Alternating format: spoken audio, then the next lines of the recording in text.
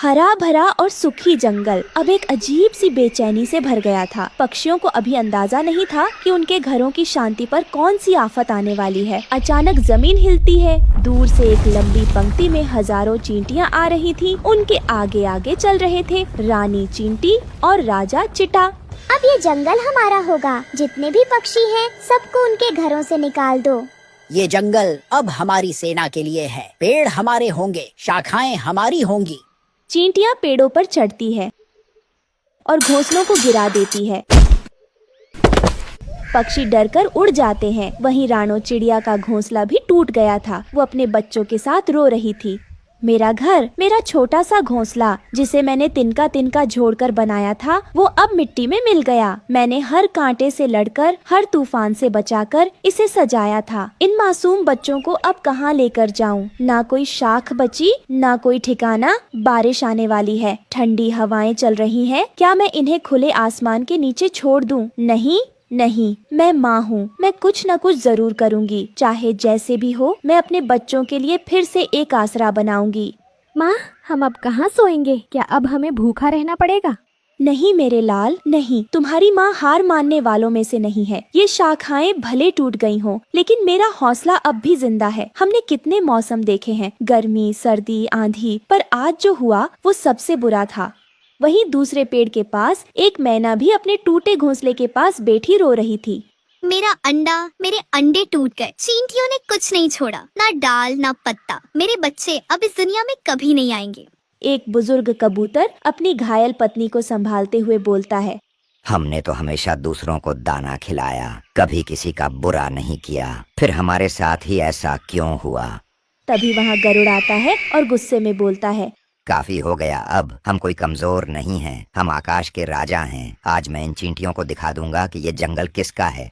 भीड़ चौंकती है, कुछ पक्षी डरते हैं। गरुड़ उड़ता है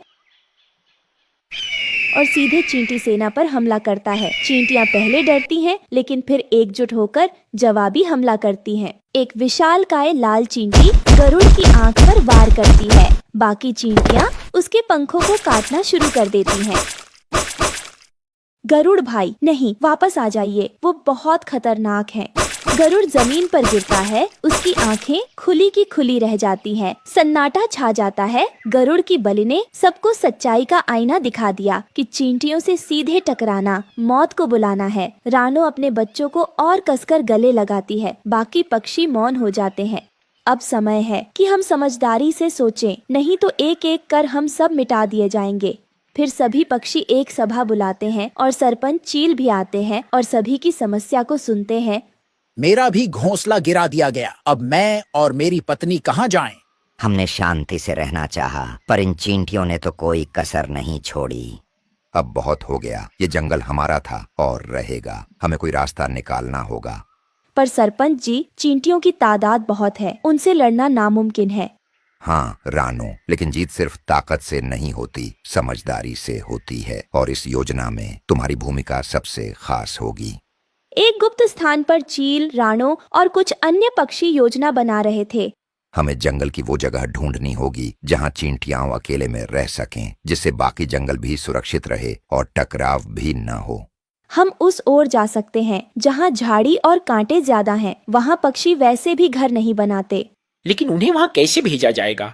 उन्हें दिखाना होगा कि वहाँ रहना उनके लिए कितना बेहतर है। ये आसान नहीं होगा, लेकिन हम कोशिश करेंगे, क्योंकि अब बस यही एक रास्ता है हमारे पास, इस जंगल को उन चींटियों के आतंक से बचाने का। थोड़ी देर बाद झाड़ी वाला कोने पर पक्षी वहाँ पेड़ सजाते हैं, पानी की व्यवस्था करते हैं। रानो चिड़िया और बाकी पक्षियों ने दिन रात मेहनत की। उस वीरान हिस्से को चींटियों के लिए रहने लायक बनाते हैं। अगर ये सफल हो गया तो हमारा जंगल फिर से शांत हो जाएगा। फिर थोड़ी देर बाद उन पक्षियों का सामना चींटी के ढेर से होता है। रानो उन्हें समझाते हुए कहती है, हम आपके लिए जंगल का एक सुंदर कोना बना चुके हैं। वहाँ न कोई टकराव होगा, न कोई परेशानी। क्या आप शांति से वहाँ बसना चाहेंगे? हमें शांति चाहिए और वह जगह भी उपयुक्त लगती है। हम वहाँ चले जाएंगे। लेकिन ध्यान रखना, अब अगर कोई पक्षी हमारी सीमा में आया तो युद्ध निश्चित है। और अगर कोई चींटी पक्षियों के घरों में घुसी तो जवाब भी मिलेगा। हम सब अब एक समझौते के तहत रहेंगे। राजा चिट्टा और रानी चींटी उनका प्रस्ताव स्वीकार कर लेते हैं। फिर थोड़ी देर बाद जंगल में सभी पक्षियों के घर चहचहा रहे थे। बच्चे खुशी से खेल रहे थे। रानो, चिड़िया की सूझबूझ और पक्षियों की एकता ने जंगल को तबाही से बचा लिया। चींटियां अपने नए महल में खुशी खुशी रहने लगीं। कभी कभी लड़ाई से बड़ी चीज होती है समझदारी और साथ। हमने हार नहीं मानी, हमने रास्ता ढूंढा। अब पूरा जंगल हरा भरा था। एक ओर चींटियों का सुंदर महल और दूसरी ओर चहचहाते पक्षी के घोंसले, जिनमें बच्चे खुशी खुशी रहने लगे।